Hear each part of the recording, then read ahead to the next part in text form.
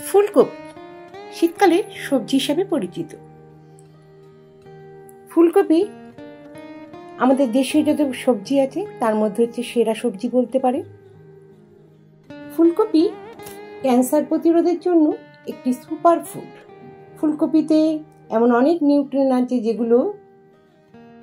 যেগুলো colon cancer, prostate cancer, even breast cancer প্রতিরোধেও সাহায্য করে। ফুলকপিতে প্রচুর পরিমাণ HDL পাওয়া যায়, যেগুলো গুড কোলেস্টেরল তৈরি করে আর আমাদের হাইপার টেনশন যাদের আছে তা নিয়ন্ত্রণ করতে সাহায্য করে। আর যাদের অ্যাজমা, হাঁপানি জাতীয় প্রবলেম আছে তাদের জন্য সপ্তাহে 2-3 দিন এই ফুলকপি খুব উপকারী। ফুলকপি সবজি হিসাবেও একটা দারুণ টেস্টি একটি খাবার আর সবার পছন্দের খাবার। আর বিয়েবাড়িতেও ভেজ খাবারের মধ্যে প্রধান তালিকায় এই ফুলকপির রোস্ট বা ফুলকপি জাতীয় অনেক রকমের আইটেম থাকে। তো আমাদের কাছে ফুলকপি শুধু শীতকালেই পাওয়া যায় তাই নয়, এটা আমরা পুরো সিজনেই পাই, কিন্তু শীতকালেই এটার অনেক উৎপাদনটা হয় আর এটা অ্যাভেলেবেল হয় আর দামও অনেক কম থাকে, যার কারণ সব রকমের মানুষই এটা কিনতে পারে এবং নানা রকমভাবে ফুলকপির রেসিপি বানিয়ে খেতে পারে। Welcome to my channel housewife Sandhya. আশা করি সবাই ভালো আছেন। আজকে আমি নিয়ে এসেছি ফুলকপির একটি ননভেজ রেসিপি, ফুলকপি আলু দিয়ে কাতলা মাছের ঝোল। এর জন্য আমি অনেক কিছুই দেখলেন কেটে নিয়েছি। ফুলকপি টুকরো করে নিয়েছি, টমেটো টুকরো করে নিয়েছি, পেঁয়াজ কুচি করে নিয়েছি, আলু লম্বা লম্বা করে কেটে নিয়েছি। আপনারা শীতকালে প্রত্যেকেই বাড়িতে বানিয়ে থাকেন ফুলকপি দিয়ে মাছের ঝোল। আজকে আমি যেভাবে কম তেল মশলা দিয়ে ঝোলটি বানিয়েছি সেই পদ্ধতিটাই আজকে আমি আপনাদের কাছে তুলে ধরব। এর জন্য আমি এখানে 4 পিস কাতলা মাছ নিয়ে নিয়েছি আর আমি আলু লম্বা করে কেটে নিয়েছি, ফুলকপি লম্বা করে কেটে নিয়েছি। এখানে আমি পেঁয়াজ কুচি করে নিয়েছি একখানা, আর নিয়েছি টমেটো 4 পিস করে নিয়েছি, আদা কাঁচা লঙ্কাটাকে পেস্ট করে নিয়েছি, ধনেপাতা কুচি করে নিয়েছি, আর আছে এর মধ্যে জিরে গুঁড়ো, হলুদ গুঁড়ো আর কাশ্মীরি লঙ্কার গুঁড়ো, আর এছাড়া সর্ষের তেল। এদিকে নুন নিয়েছি যেটা আমি আন্দাজ মতো দেব, আর হচ্ছে গরম মশলা। প্রথমেই ফুলকপিগুলোকে একটু গরম জল ফুটিয়ে গ্যাসের মধ্যে খুব ভালো করে এটাকে আমি নেড়ে চেড়ে নেব, যেন ফুলকপি গাছে প্রচুর পরিমাণে জীবাণুনাশক দেওয়া থাকে, তো সেটা যাতে খুব ভালো করে পরিষ্কার হয়ে যায়।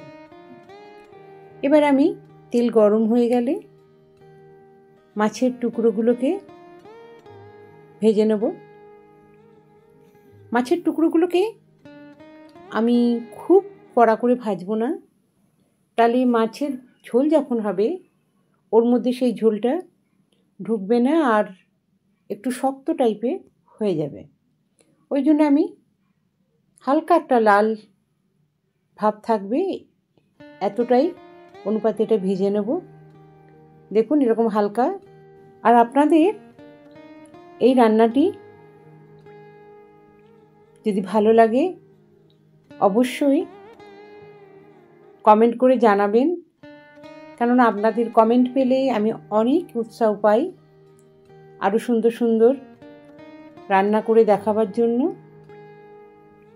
আর এর সাথে আমার আরও অনেক রকম ভিডিও আছে, যেটা হচ্ছে পুজো ফেস্টিভ্যালের ভিডিওগুলো, ট্যুর আর ট্রাভেলের ভিডিওগুলো, যেই যেই জায়গা স্থানের ভিডিওগুলো যা যা আমরা দেখি সেইগুলো একটা ব্লগ ভিডিও বানিয়ে আমি পোস্ট করি। অবশ্যই আপনাদের কাছে সেইগুলো দেখার একটু অনুরোধ রইল। মাছগুলো মোটামুটি ভাজা হয়ে গেছে। আর এই মাছ একটু তেল তেলে টাইপের হয়, কারণ এটা বড় সাইজের মাছ। তো মাছগুলোকে আমি এরমভাবেই ভেজে নেব। কাতলা মাছ তো অনেক রকমভাবেই রান্না হয়, তো যারা নতুন প্রথম রান্না শিখছেন তারা এইভাবে করলে খুব ঝটপটও রান্নাটা হয়ে যায়, আর এরকম মাছের ঝোল পেলে আর অন্য কিছুর প্রয়োজন হয় না। মাছগুলো ভাজা হয়ে গেল, আমি মাছগুলোকে তুলে নিলাম। এবার আমি সেই তেলেই আলুগুলোকে ভেজে নেব। এবার আলুগুলো একটু লাল লাল ভাজা হয়ে গেলে আমি তার মধ্যে যে ফুলকপিগুলো একটু সিদ্ধ জল করে ভালো করে ফুটিয়ে নিয়েছিলাম, সেই ফুলকপির টুকরোগুলোকে আমি এই আলুর সাথেই ভেজে নেব। কিন্তু এমনভাবেই ওটা সিদ্ধ করতে হবে আগে, যাতে ওগুলো খুব গলে না যায়। দেখুন আমি যেরকম শক্তভাবে রেখেছি ওই রকমই ফুলকপির টুকরোগুলো থাকবে। গরম জলে জাস্ট একবার ফুটিয়ে নেওয়া। এবার এটা খুব ভালো করে একসঙ্গে এটাকে আমি ভেজে নিচ্ছি। আপনারা দেখতেই পাচ্ছেন খুব সামান্য তেল দিয়েই আমি এটা করছি। জাস্ট হালকা তাপে এটা করা হচ্ছে, লো ফ্লেমে, যাতে এটা পুড়ে না যায়। আর এইভাবেই দেখুন, এর মধ্যে তেল দেখতে পাচ্ছেন না, এই জন্যই যে আমি খুব কম তেলেই এটাকে রান্না করছি। এবার এগুলো ভাজা হয়ে গেলে এগুলোকে আমি তুলে নিচ্ছি।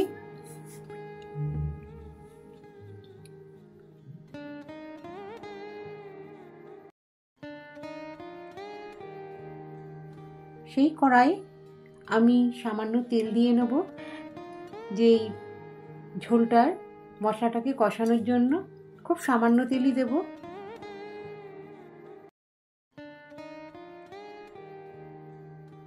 তেল গরম হয়ে গেলে আমি পেঁয়াজ কুচিগুলোকে দিয়ে দেব। আর এটা আমি লো ফ্লেমে করব, কেননা এটা আমি যেহেতু কম তেল দিয়ে করছি। এটা যদি হাই ফ্লেমে করা হয় সঙ্গে সঙ্গে পেঁয়াজগুলো একটা পোড়া পোড়া ভাব এসে যাবে। আর দেখুন এইভাবেই আমি এটাকে আস্তে আস্তে করে নেড়ে নিচ্ছি। এইভাবে নাড়তে নাড়তে যখন পেঁয়াজটা একদম লাল হয়ে আসবে, মিডিয়াম লাল হবে, তখন আমি এই ভাজা পেঁয়াজের মধ্যে টমেটো কুচিগুলোকেও দিয়ে দেব। আর আপনারা যে যেখান থেকেই দেখছেন কীরকম হলো, কিভাবে বানাচ্ছি, সেই পদ্ধতিটা কীরকম হলো, সেটা অবশ্যই একটু কমেন্ট করে জানাবেন। অনেকে কমেন্ট করে লাইক দিতে ভুলে যান, তারা অবশ্যই একটা লাইক দেবেন, তাহলে আমার খুবই ভালো লাগবে, যাতে আপনারা এটা দেখেছেন এবং পছন্দ করেছেন। এবার এর মধ্যে আমি কাঁচা লঙ্কা আর আদা বাটাটা দিয়ে দিচ্ছি। দিয়ে মশলাটাকে ভালো করে এভাবে, যে পেঁয়াজ আর টমেটোর মশলা, সেটাকে আমি ভালো করে ওটার মধ্যে ভাজা ভাজা করে নিচ্ছি। এবার আমি এটা ভাজা ভাজা হয়ে গেলে এর মধ্যে গুঁড়ো মশলাগুলোকে এবার আমি এক এক করে এর ভিতরে দিয়ে দেব। তার জন্য আমি একটু প্রথমে জল দিয়ে নিলাম।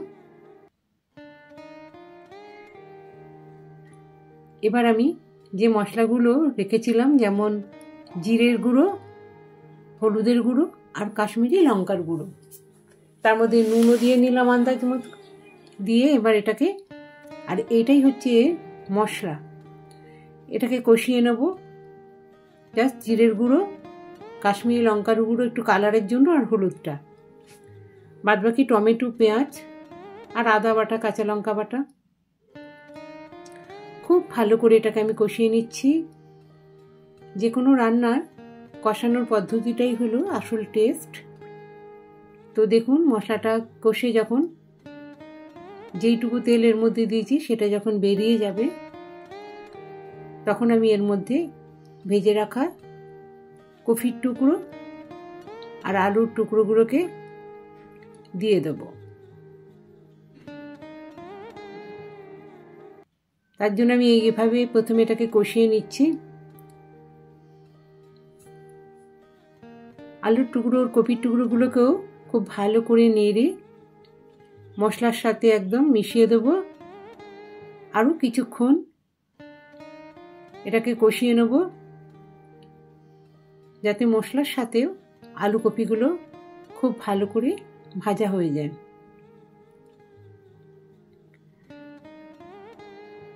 আর অনেকেই আছেন যে ভেজ রান্না খুব একটা পছন্দ করেন না, অনেক কিছু রান্না করলেও জাস্ট মাছের ঝোল ভাত খেয়ে উঠে পড়েন। তাদের জন্য এটা একটা সবথেকে সুন্দর খাবার, আর খুব ভালোও লাগবে।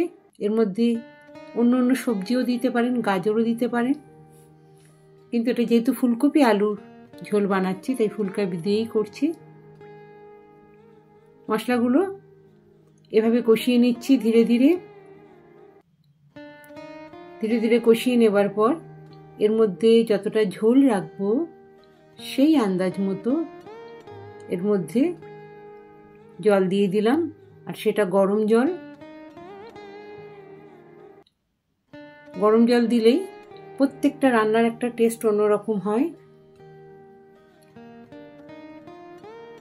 এবার এটাকে আমি ঢাকা দিয়ে দেব যতক্ষণ এটা সিদ্ধ না হয়। আর মোটামুটি 5-7 মিনিট ঢাকা দিয়ে দেওয়ার পর যদি আলুটা সিদ্ধ হয়ে থাকে তাহলে মোটামুটি ঝোলটা 80% হয়ে গেছে। এবার আমি এই ঝোলের মধ্যে মাছের টুকরোগুলো বসিয়ে দেব, আর ভালো করে যাতে সিদ্ধ হয়ে যায় মাছগুলো, তার জন্য মাছগুলো দেওয়ার পর হালকা করে একটু নেড়ে চেড়ে আমি এই ঝোলটা ঢাকা দিয়ে দেব। আর মোটামুটি 2-3 মিনিট ঢাকা দেওয়ার পর আবার উল্টে আমি দেখে নেব। একটু গরম মশলার গুঁড়ো দিয়ে নিলাম, আর এর মধ্যে কুচি করে রাখা ধনেপাতাগুলোকেও দিয়ে দিচ্ছি। এতে মাছের ঝোলের টেস্টটা আরও দারুণ লাগে ধনেপাতার স্মেলে। আর যারা ধনেপাতা খান না তারা গরম মশলা দিয়ে নামিয়ে নিতে পারেন, ধনেপাতাটাকে স্কিপ করতে পারেন। এবার ধনেপাতা দিয়ে কিছুক্ষণ ঢেকে দেব। 1 মিনিটের মতো ঢেকে দেওয়ার পর রেডি আমাদের মাছের ঝোল ফুলকপি আর আলু দিয়ে। এবার আমি একটি সার্ভিং প্লেটে এটা তুলে নেব। দেখুন কত সুন্দর হয়েছে। এই ঝোল থাকলে আর অন্য কোনো সবজির প্রয়োজন হয় না, এই দিয়েই ভাত খাওয়া হয়ে যায়। আর সেটা অনেকেই করে থাকেন যে সবজি সেরকমভাবে যারা খেতে চায় না, মাছের ঝোল ভাত খায়, তাদের জন্য এটা বেস্ট। কিছু সবজিও থাকলো, আবার মাছের ঝোলও হলো। দেখুন কত সুন্দর হয়েছে মাছের ঝোল, যেমন কালার হয়েছে তেমনি এটার টেস্টও সেরকম। আর এটা গরম ভাতের সঙ্গে অসাধারণ। আপনারা অবশ্যই এইভাবে একবার ট্রাই করবেন। ভিডিওটি দেখার জন্য সবাইকে ধন্যবাদ।